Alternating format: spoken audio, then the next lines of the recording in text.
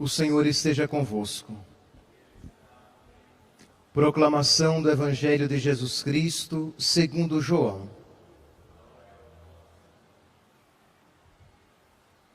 Naquele tempo, disse Jesus aos fariseus: Eu parto e vós me procurareis, mas morrereis no vosso pecado. Para onde eu vou, vós não podeis ir. Os judeus comentavam: Por acaso vai se matar? Pois ele diz: Para onde eu vou, vós não podeis ir? Jesus continuou: Vós sois daqui de baixo, eu sou do alto. Vós sois deste mundo, eu não sou deste mundo. Disse-vos que morrereis nos vossos pecados, porque se não acreditais que eu sou, morrereis nos vossos pecados. Perguntaram-lhe, pois: Quem és tu então? Jesus respondeu: O que vos digo desde o começo. Tenho muitas coisas a dizer a vosso respeito e a julgar também. Mas aquele que me enviou é fidedigno, e o que eu ouvi da parte dele é o que eu falo para o mundo. Eles não compreenderam que lhes estava falando do Pai. Por isso Jesus continuou: Quando tiverdes elevado o Filho do Homem, então sabereis que eu sou, e que nada faço por mim mesmo, mas apenas falo aquilo que o meu Pai me ensinou. Aquele que me enviou está comigo. Ele não me deixou sozinho, porque faço sempre o que é de seu agrado. Enquanto Jesus assim falava, muitos acreditaram nele. Palavra da salvação.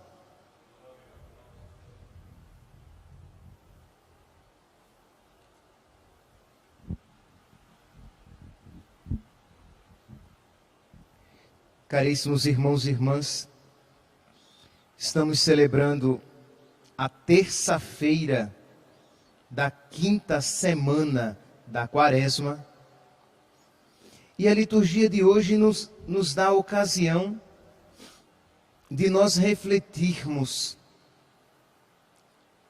a respeito da murmuração, da revolta contra Deus, que são uma expressão de falta de fé. A falta de fé, nos leva a tantos pecados, dentre eles a murmuração, a rebeldia, a revolta contra Deus. Primeira leitura, retirada do capítulo 21 do livro dos Números, nos apresenta uma ocasião de revolta, de murmuração do povo de Deus contra o Senhor. Mas nós podemos pegar neste mesmo livro dos Números outras passagens que nos mostram esta revolta contra Deus. Se vocês pegarem o livro dos Números no capítulo 14, logo no início, nos mostra, o contexto é o seguinte: o povo de Deus tinha saído do Egito, se defrontou com a terra prometida. Moisés mandou Josué e Calebe, juntamente com outros espiões, para que eles vissem como era a terra que Deus lhes havia presenteado, lhes havia dado. O povo viu e voltou dizendo: olha lá o povo, que lá a terra é muito boa, os cachos de uva são imensos, é verdade. A terra é excelente, é uma terra em que brota leite e mel, isto é uma terra maravilhosa, mas o povo que mora lá é muito grande, é muito forte, e nós, perto deles, somos como que gafanhotos, nós não vamos conseguir entrar lá não. E Josué e Calebe diz: olha, não, mas força, se Deus nos deu, Deus nos dará. Se Deus nos presenteou esta terra, Deus nos dará os meios de nela entrarmos. E diz que o povo começou a se revoltar. Por quê? Porque não tinha fé na palavra do Senhor. Não acreditava que Deus fosse capaz de lhes dar aquela terra que prometera, que tinha prometido. Então diz lá no livro dos Números, no capítulo 14, versículo 1. Naqueles dias, toda a comunidade começou a gritar: crê em Deus Pai Todo-Poderoso. Imagine, o povo começou a gritar e passou aquela noite inteira chorando, desesperado. Por quê? Porque nós saímos do Egito para nada.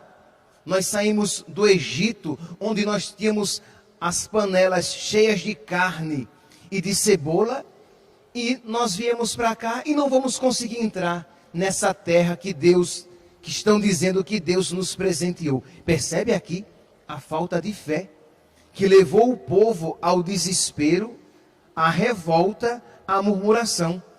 Todos os filhos de Israel murmuravam contra Moisés e Arão, dizendo: antes tivéssemos morrido no Egito.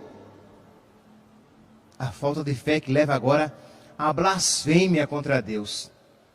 Isto é, a uma ingratidão total e completa. Melhor seria se nós tivéssemos morrido lá. E diz no versículo 10, que não obstante as palavras de Josué e Calebe, dizendo: não, gente, fé, coragem, Deus nos dará a força, nós entraremos naquela terra. Diz que, versículo 10, toda a comunidade ameaçava apedrejá-los. Eles estavam tão desesperados e tão fechados no seu medo, na sua falta de fé, que estavam dispostos a apedrejar Josué, Calebe, Moisés e Arão. Aqui nós podemos ver, meus santos, as consequências da falta de fé no coração daquele povo. Pois bem, mais à frente, no capítulo 20 e 21, já vamos dar uma introdução ao texto da primeira leitura de hoje. O povo de Deus agora está no deserto, isto é, já que eles não acreditaram que Deus poderia mesmo dar a terra prometida, Deus disse: então tudo bem, então vocês que não acreditaram, vocês não vão entrar, e só a linhagem de Josué e Calebe entrará. Eles entrarão, e depois que todos vocês morrerem, então os seus filhos entrarão. Mas vocês que não acreditaram, vocês não entrarão na terra prometida, já que vocês não tiveram fé. Então eles foram para caminhar 40 anos no deserto. E diz que começou então a faltar água. Faltou água, faltou pão, faltou comida. Então esse texto aqui é quando falta água. E diz, capítulo 20 do livro dos Números: como não havia água para o povo juntou-se contra Moisés e Arão, e levantando-se em motim, disseram: antes tivéssemos morrido. O povo difícil, não? Mas é fácil olhar para eles. Olhemos para nós. Nós somos assim. Pois bem, antes tivéssemos morrido, como morreram nossos irmãos. Por que trouxeste a comunidade do Senhor, o povo de Deus, para este deserto? Para que nós morrêssemos de fome? Para que nós morrêssemos de sede? Deus então vai a Moisés e diz: Moisés, pega a tua vara e bate na rocha, e da rocha sairá água, e eles poderão beber água. Deus que dará o maná, que Deus deu o maná, as codornizes, quer dizer, Deus estava alimentando o povo naquele deserto. Mas na primeira dificuldade, o povo se rebelava, se revoltava e murmurava contra Deus, murmurando contra os seus representantes, Moisés e Arão. Então aqui é importante ver essa dureza de coração, essa resistência de coração do povo de Deus. Deus então deu água, o povo bebeu, o povo matou a sua sede. E aí vem então a leitura propriamente dita de hoje. Diz, agora, Números, capítulo 21. Eu citei Números 14. Depois, agora, eu citei Números, capítulo 20. E agora, Números, livro dos Números, capítulo 21. Naqueles dias, os filhos de Israel partiram do Monte Or.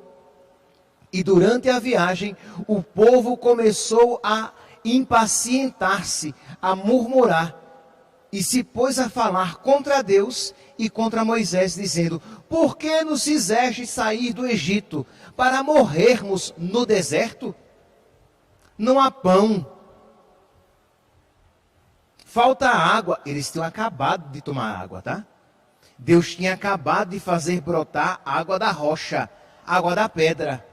Mas quando a gente, sem fé, sofre, fica cego e fica preso e fechado, ensimesmado no próprio sofrimento. A falta de fé faz isso com que fiquemos ensimesmados nos problemas e não nos abramos a Deus.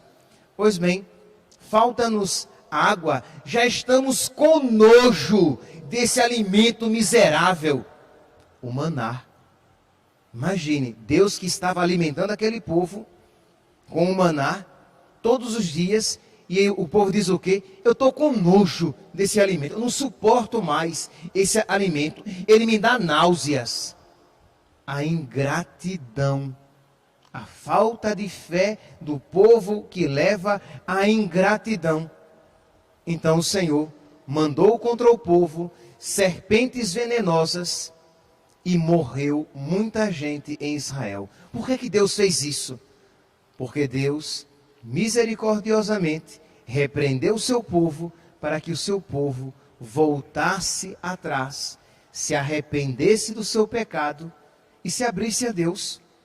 Por quê? Porque se o povo perseverasse naquela postura, todo o povo como um todo se perderia. Então aquela repreensão, aquele castigo que Deus manda às serpentes que picavam o povo e o povo morria, foi uma expressão do amor de Deus. Deus que repreende o seu povo. Porque, meus santos, sejamos sinceros, nós com o nosso coraçãozinho do tamanho de nada, nós com o nosso coraçãozinho de pedra, nós já teríamos chutado pessoas assim. Pessoas tão difíceis de conviver. Eu não preciso deles, eu não preciso delas. Deus poderia, ou melhor, Deus não poderia porque Deus é amor, né? Mas na nossa mentalidade, nós poderíamos pensar assim, e Deus não abandona aquele povo. E Deus então manda as serpentes, o povo mais uma vez vê naquele castigo uma repreensão de Deus, um chamado de Deus. O povo então pede a Moisés. O povo, versículo 7º, livro dos Números, capítulo 21, versículo 7º. O povo foi ter com Moisés e disse: pecamos, falando contra o Senhor e contra ti. Roga ao Senhor que afaste de nós estas serpentes. Moisés intercedeu. Deus mandou Moisés construir uma serpente de bronze e colocá-la num poste, numa haste. De modo que quando o povo olhava para aquela serpente, se arrependia, lembrava-se do seu pecado, se arrependia e era curado. Meus irmãos, nós precisamos também de uma serpente de bronze levantada num poste, para que nós nos olhemos, nos arrependamos dos nossos pecados e alcancemos de Deus misericórdia. E Deus nos concedeu uma serpente levantada num poste, porque o próprio Jesus diz no Evangelho de São João, como Moisés, João, capítulo 3, versículo 14 e 15.